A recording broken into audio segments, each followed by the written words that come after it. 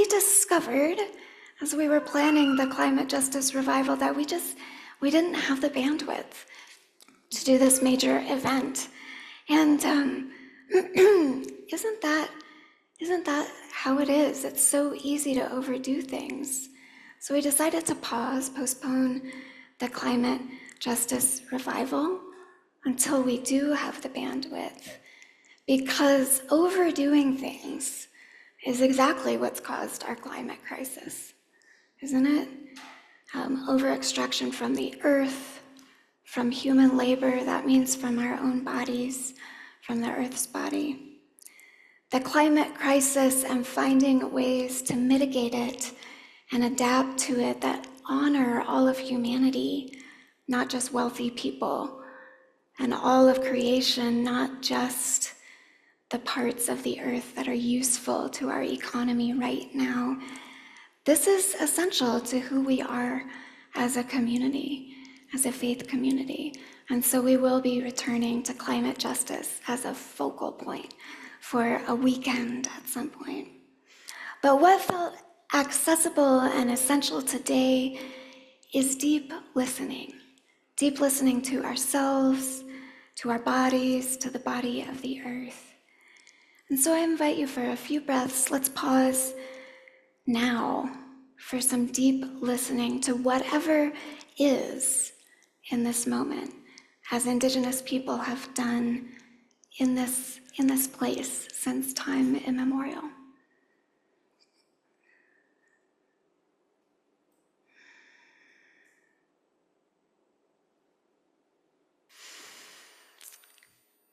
For our reading this morning, I'm bringing you the touchstones for co-creating trustworthy space, which are adapted from the Center for Courage and Renewal, which I believe was started by the Quaker Parker Palmer, who teaches people how to come together in discernment circles or circles of trust. And I have had a few opportunities to practice circles of trust in my training for ministry, and I believe that we practice many of the same principles here in our small groups, but we haven't used these touchstones before. And so I'm bringing them to you to reflect on. We've got 2 slides, and instead of just reading these touchstones, which I do actually, I have a circle of ministers that I meet with every month, and we read these touchstones. I'm going to ask, instead of us reading them, that you sort of wash your eyes over them. And if there is a word or phrase that stands out to you, that is very alive to you, just say it out loud. And if you're here in the sanctuary and I hear it, I'll repeat it back so others can hear it. And if you're here on Zoom, you're able to unmute and we can just hear you. So what word or phrase leaps out at you from these touchstones? Invitation. Claim space. Be present. Respect. Speak your truth. Set aside judgment. Trust. Trust. Wonder. Be present. Be present. There's another page too.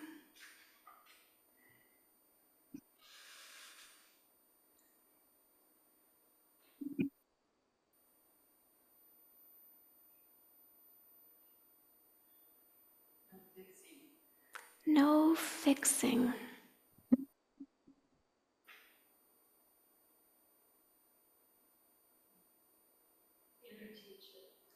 Inner teacher.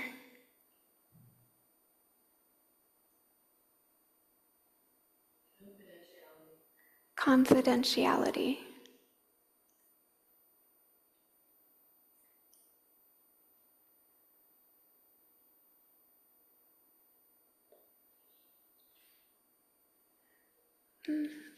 Learn from stillness and silence. Learn from stillness and silence.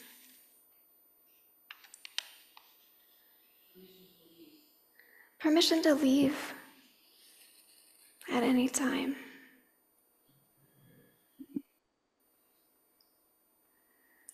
So I'd like to invite our panelists to come up.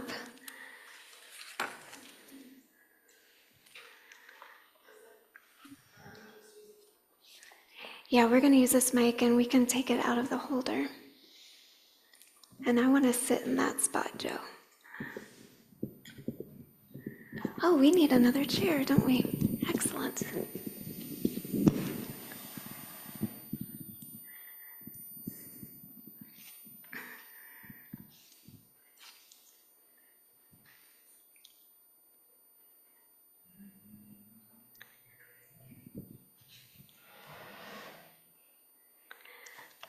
So actually, can I trade spots with you so you can get the mic more easily? Mm-hmm.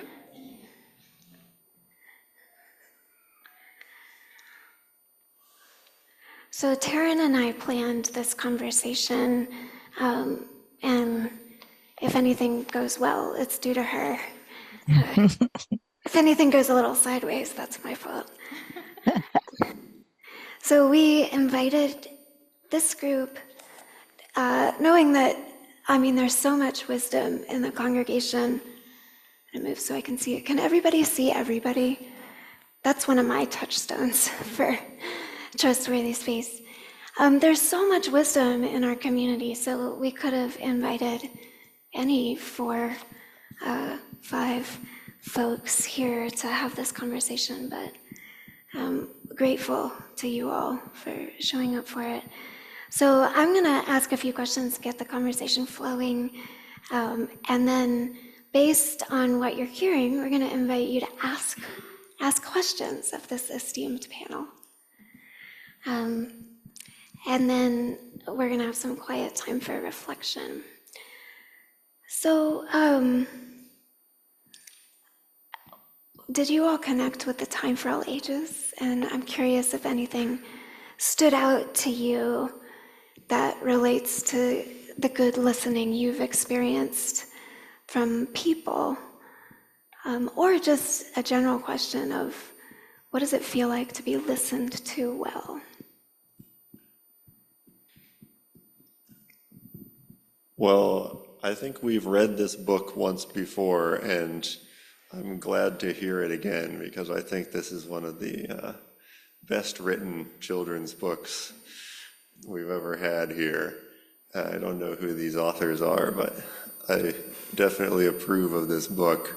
There's so many things in it, like the sound of wildflower seeds popping that I just never would have thought about if not for this book. It does make me feel a little bit inferior though, because I've never heard that.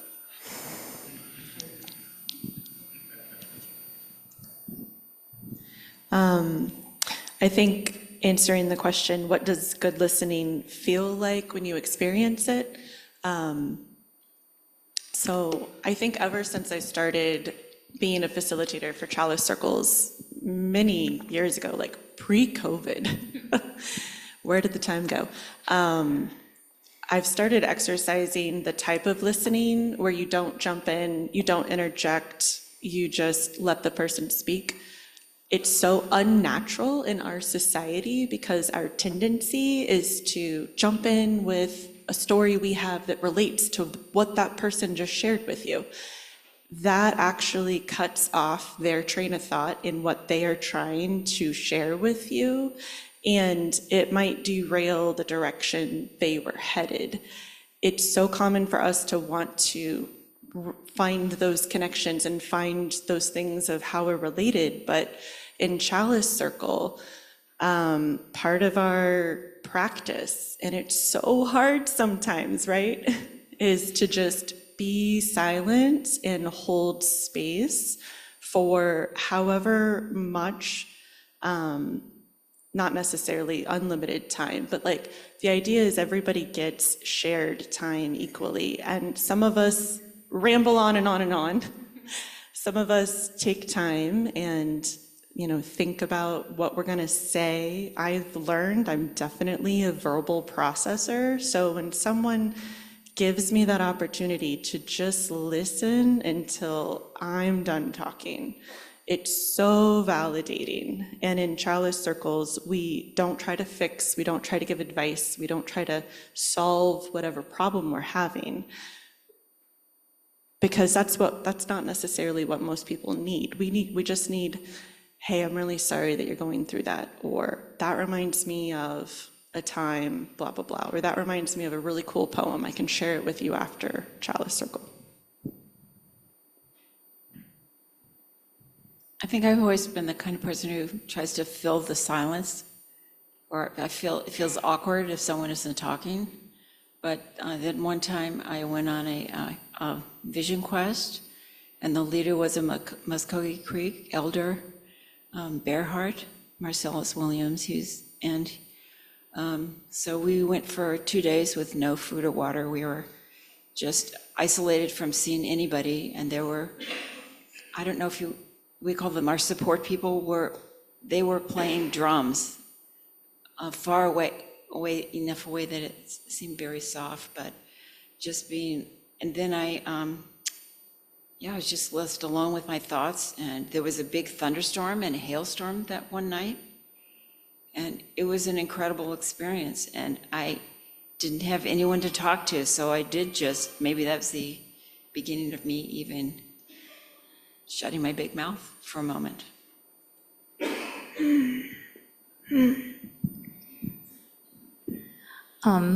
So I do read a lot of fantasy, and the story reminded me of some, there's been multiple, but I can't think of any that I've read recently, but sometimes the elven names are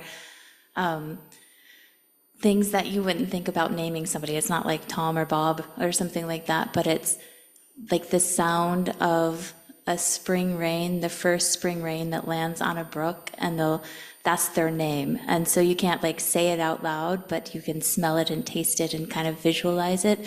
And I always think that's kind of awesome to just kind of imagine what it would be like to just truly listen and be in touch with everything.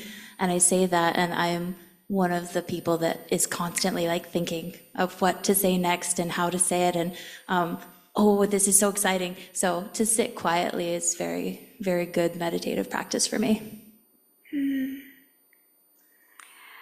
So I hear several of you who talk a lot, or in group, that it's been a real practice to stop talking and listening. Our small groups, or any group you might find yourself in, has lots of different kinds of people, not just external processors. So I'm curious, how do you welcome and support diversity if you're in a group of people and you want to practice deep listening together? I really like our groups because they're very intergenerational. So we have a wide range of ages and life experiences, and so that's always been kind of nice just to have diversity built in. And I think it's just always been welcomed with love, and we're all different in personality and the way we process information, the way we move our bodies. It's all pretty interesting.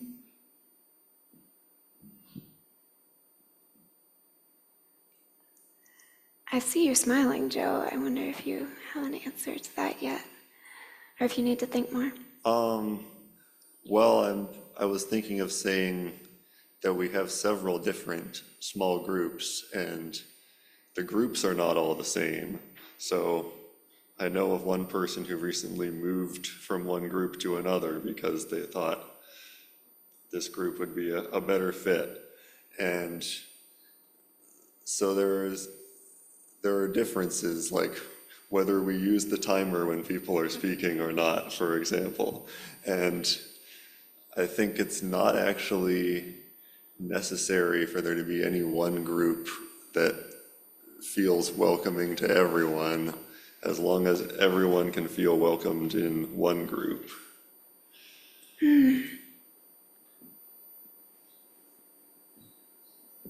I think one reason our group works so well, or maybe this is just a reflection on me, is because we don't have hard and fast, time constraints. But sometimes someone needs to talk a little more. Sometimes someone doesn't want to share quite as much. But just allowing that room for someone to get their thoughts together and collected. I'm always blown away by how vulnerable people will be in a childless circle setting. And I always learn something about that other person, and I start to feel very connected, and I also feel mutual respect for what I share, and it's put together in a way that I might not have visited with Joe quite as much had it not been for our childless circle.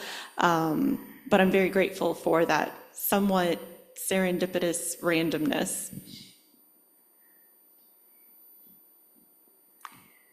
Yeah, it's definitely an art to match people in a small group, in a chalice circle, because it does seem important for there to be some randomness, because otherwise we don't meet people, we don't meet new people, and then yet we still want to attend to people's particular needs. So yeah, I have not mastered this art, and part of the inspiration for having this conversation today at this service is to get input and insight into how we might adapt our practice of constructing chalice circles so that they're more accessible, so that people can move as they need to, but so that we can also create trustworthy spaces where people feel secure and they don't feel like there's more change than they can handle. I don't think it's always necessary to be in a small group. And I know it's been very formative in my life to come to this group. And when my husband and I first started coming here more than 40 years ago, we didn't have a minister, but even that didn't matter. We had a couple part-time minister, a full-time minister, now we have a called minister. But there would always be a program, and then we had what we called talk back. And I'd never experienced that in conventional churches that I went to. And so there would be discussion, and I learned so much about the individuals in the fellowship. I got to know them that way when they would speak. And and then we would sit in our car, in our driveway with our kids.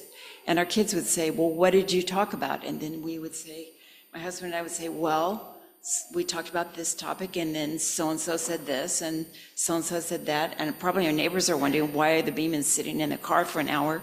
But it was just really meaningful for my husband and me, and our kids were even quite young, just rehashing what the discussion had been, and I think really slowly, so, I mean, it helped ideas percolate through my thick skull and into my brain. I mean, I've always found, and also I've noticed a lot of times new people came, even one time, like some members of Dick's family were here, and the little nephews raised their hands and made comments. I mean, it's always really surprising to me, and sometimes brand new visitors who've never had the experience of being able to express themselves in a church, that what they're saying is valued, and people really want to hear them, that they're really impressed by that. Sometimes we have someone from a bigger church, like even a minister who visited, who said, oh no, you're alienated people by having these talkbacks, but we still persist in doing it, maybe not every week, but I hope we never lose that, Isabel. Yeah, no, I hear it. It's been transformative for me to come here and really embrace the particular art form of a reflection, which, is what you call what the person at the pulpit does, and just to realize that I learn how to reflect from the people here, and you all are reflecting as well. So Mike, I think it really helps if you hold the mic pretty close to your mouth, and then Doug doesn't have to turn the sound all the way up. Just from other people's thoughts and the way my brain percolated, I was thinking that, we're all here because we probably do like larger groups or are connecting with other human beings in this way, but do try and reach out to folks and maybe brainstorm some other ideas if there's social media, or if somebody would like a pen pal group, or we had circle dinners for a while, like if there's other ways of connecting that people think might be needed. Gardening comes to mind. There's multitudes of ways of bonding with other folks, so we want to reach out and be inclusive. Yeah, and we're gonna ask you that in a minute, but I guess I'd like to pause if anything has come up in this conversation that people who are sitting and facing us or on Zoom, do you have any questions for our panelists or any comments yourself?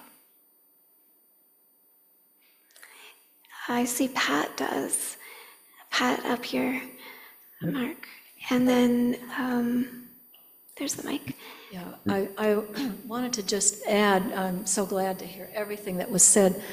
And in our chalice groups, I'm not sure if all of them do, but we have a candle that we light. And well, we have an opening, words and so forth. And I think that really helps a lot in terms of, not that we need that in every group, but well, we have one here.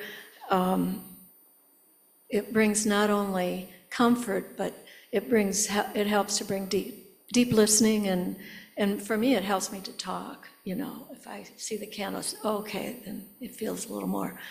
The way seems a little more lighted. I mean, I need that. Oh, beautiful. Sometimes. Yeah.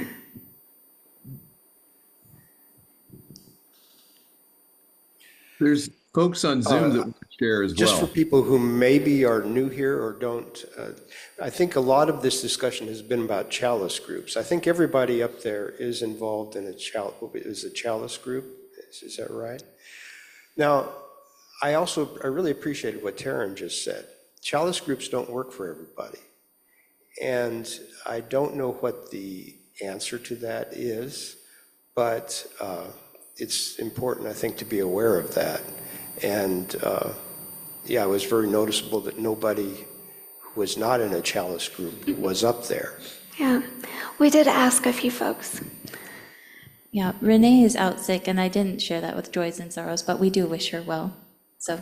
Yeah, we had hoped to have Renee.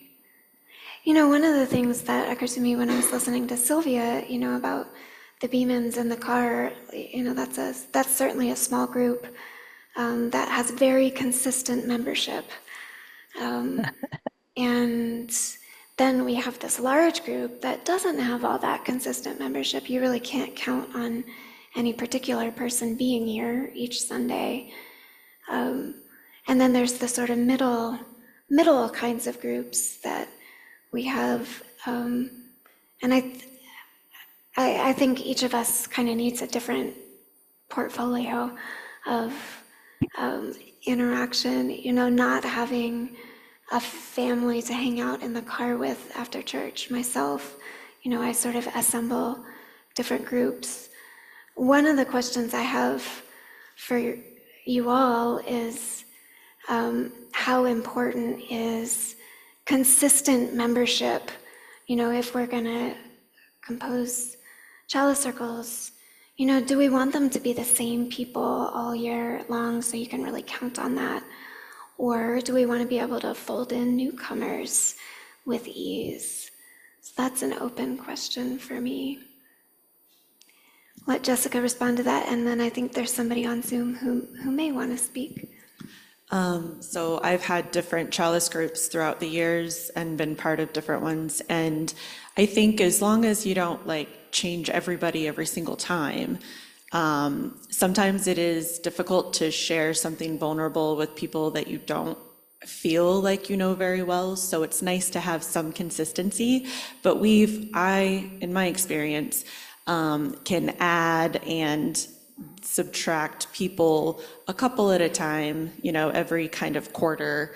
And it also brings out different things in those conversations. And so I appreciate that they don't seem like they're locked in. And, seize the opportunity. Like, don't like wait until we start a new cycle in this, in the fall to jump in. Like, I would encourage anybody to, go ahead and get involved in one if you want to try it out, and if that group doesn't work for you, feel free to find another one. Or outside of Chalice Circle, we've got committees. I feel like I'm more connected to those who served on the board during my 5 years that I was on the board. There's also the men's lunch on Wednesdays. There's the women's, I think that's been opened up, like coffee group on Thursdays. It's Thursdays because I can never make it because I'm always working. So, reviving the dinners, or if you're someone who always stays after the service for coffee and conversation, there's many ways to jump into that. And you got to find what matches your energy and where you feel comfortable to make those other connections. So, Yes. yes, go ahead. Yes, Sometimes, Judy Nicholson shared her thoughts and said I could read it. So thank you, Judy. She says, for me, Chalice Circle is a safe place to talk about very deeply held feelings and beliefs and sensitive happenings in my life with people I trust implicitly. For that trust to develop, I need to be with the same people over time. That doesn't mean that I wouldn't welcome new people into the group, but moving to a completely different group of people each season makes me uncomfortable. So I add that to the conversation. yeah, thank you. Thank you, Judy. Thank you very much. I see Shirley has a thought. Mark? How do new people find out about the different groups and the times they meet and be able to sign up for a group? Yeah, good question. We're very much in a creating it right now phase. So talking to me or Taryn. But we haven't quite relaunched yet for the fall. So knowing that people, I see that there's some more comments. I also have my eye on the clock. Knowing that there are people with different styles of connection, and not everybody loves to get the mic and speak in front of everybody. We wanted to have some time for just kind of a personal reflection on these themes. And I think people got a piece of paper. Did they? A half sheet? Oh. Did anyone not get a half sheet of blank paper? Joe's going to bring them to you. So we just have a couple of minutes of music, and I want to ask you, I think we have a couple of minutes of music. Great. And I'm just going to invite you to write down, what do you need from a small group connection, formal or informal, when you get together with a small group of people? What do you need? What do you need in that space? And we have some more paper coming. You should be able to find a pen. And if you don't have paper or pen handy, raise your hand, and Joe will make it happen for you.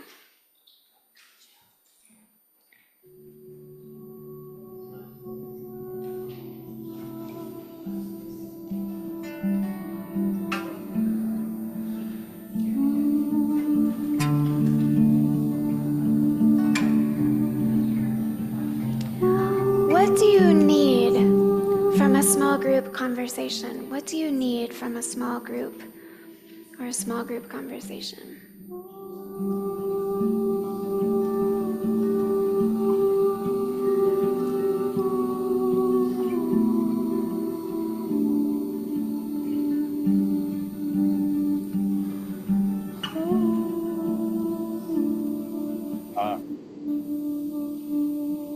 Yes, and that group solved and the small group.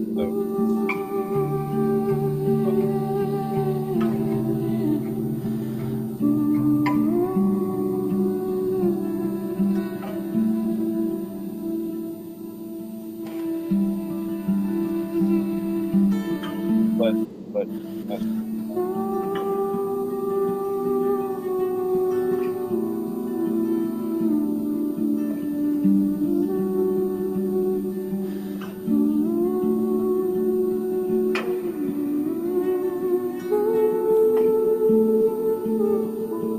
actually on top.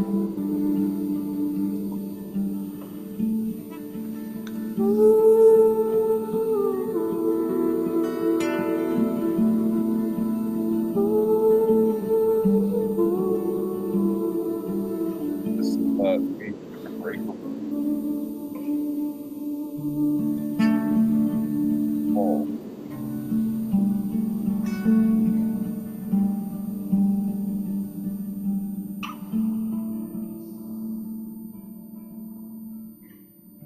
He and I were in a group, and then Ms. Lot was in that group, and then that was it. Well, there were I supposed to be see some things coming in the chat, and I would ask Kathy if you could please save those and send them to me and Taryn. That would be really helpful.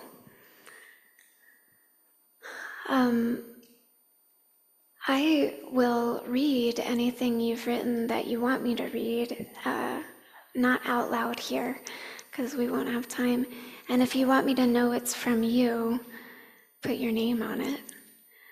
And I'll invite Taryn to look at those with me later as we're thinking about what we need for small groups, how we can support people coming together outside of Sunday morning in more intimate settings to listen to and hear from each other.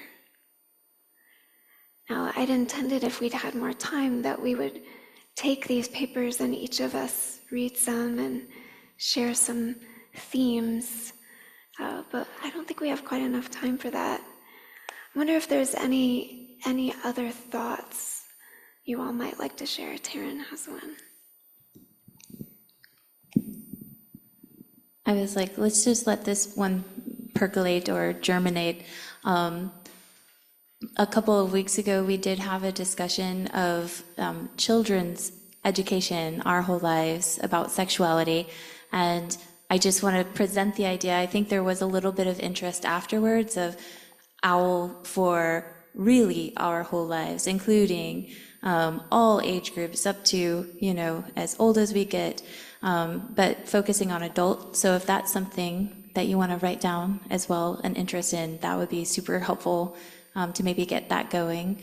And just energy into climate justice or another group might be something you want to write down as well.